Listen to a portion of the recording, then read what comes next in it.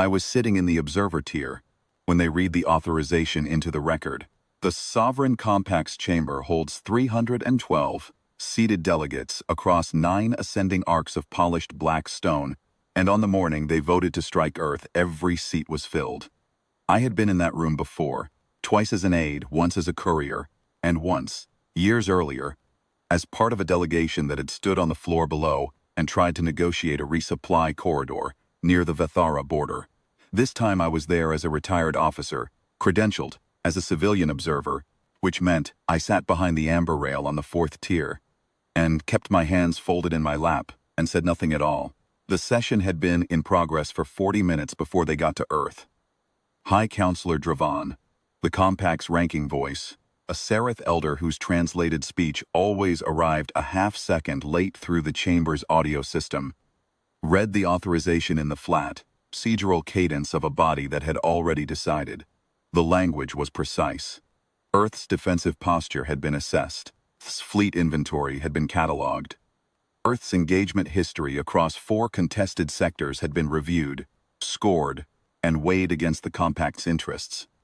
The conclusion, Dravan said, was that a first contact corrective strike could be executed with acceptable losses and a projected resolution window of 11 to 14 standard rotations.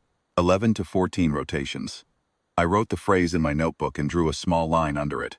On the floor below me, the human delegation sat at the long table reserved for parties under review. There were 4 of them. Ambassador Reyes at the center, a compact woman with gray at her temples, and 22 years in diplomatic postings behind her. To her left, legal attaché, a man named Sondergaard who had the particular stillness of someone counting ceiling tiles. To her right, 2 junior staffers whose names I had been given but will not put here. None of them moved while Dravan spoke. None of them looked at one another. Dravan concluded the reading and asked if the delegation under review wished to offer a final statement of record. Reyes reached into the document case beside her chair and produced a sealed folder, standard compact archival binding, pale gray, the kind the Compact itself uses for classified session records. She set it on the table in front of her, not handed it to anyone, not opened it, set it there, flat, centered, the way you'd place something that had been waiting a long time for its correct surface. Then she stood, and the 3 others stood with her, and without a word the 4 of them walked to the chamber floor's exit corridor and left. The room was quiet for a moment that felt longer than it was.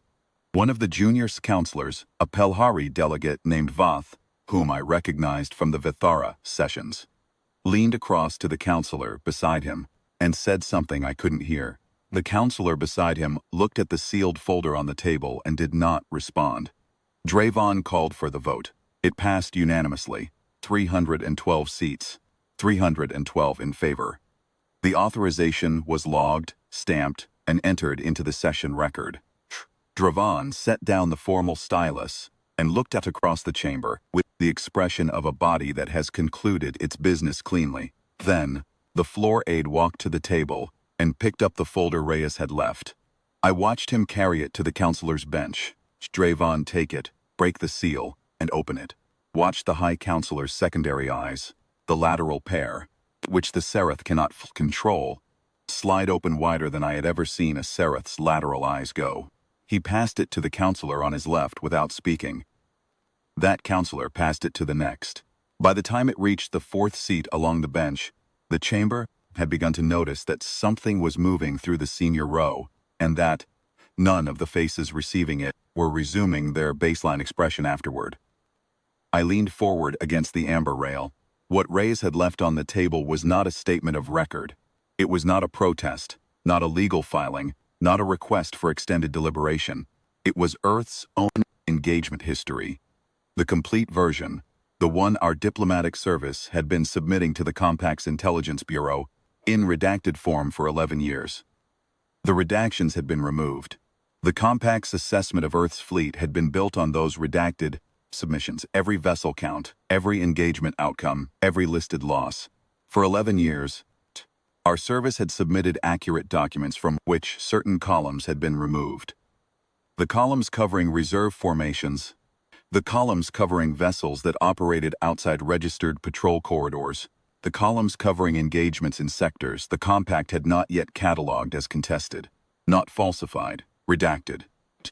The compact's successors had filled in the blanks with their own models, and their models had been, in the polite language of intelligence work, optimistic. What the unredacted record showed was this. In the same 11 years, during which the compact had scored Earth as a manageable frontier, power with a modest defensive posture, Earth had been party to 19 separate armed engagements in uncatalogued space. 19. Compact's total from its own records was 4. 4 engagements, 2 of them inconclusive, catalogued under the heading Patrol Incidents. The other 15 had not been catalogued at all. Not because Earth had hidden them, because the compact had not been looking in the right places. And because the redacted column headings had given no reason to look. Of those 15 engagements, Earth had initiated 3 and concluded all 3 inside a single rotation each. The remaining 12 had been initiated by other parties. Earth had concluded all 12. I watched Drevon set the document down on the bench in front of him and stare at the chamber floor for what I estimate was close to 2 full minutes.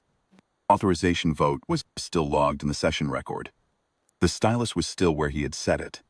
The chamber was very quiet, the kind of quiet that happens when a large room full of people is doing the same calculation simultaneously and arriving at the same number. Voth, the Pilhari delegate, raised his hand and requested a point of procedural clarification.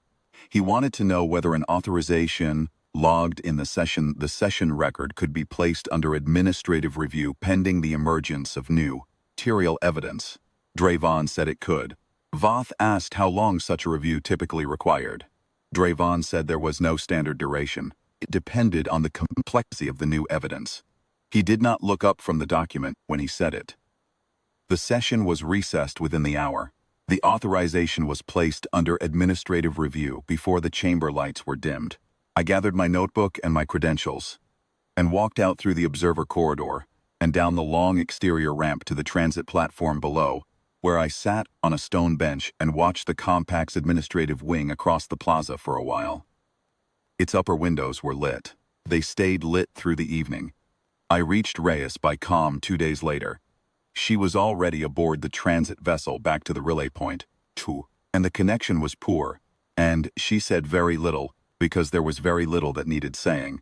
I asked her how long the unredacted file had been prepared and ready. She said since the first redacted submission, 11 years. She had been carrying an 11-year answer to a question the compact had not known it was going to ask. She had simply waited for the correct moment to set it on the table. I asked if she had expected them to vote before looking. She said she had counted on it. The administrative review concluded 14 rotations later. The strike authorization was withdrawn without a public statement. A new assessment's Earth's engagement history was commissioned.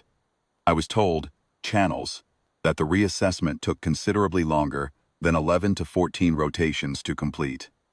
I have been retired for 6 years now. I still have the notebook from that session. The phrase 11 to 14 rotations is still there, underlined on the 3rd page. Beneath it, in different ink. Added later, when I got home, I wrote one other thing. They had every column they needed. They chose not to ask about the ones they couldn't see.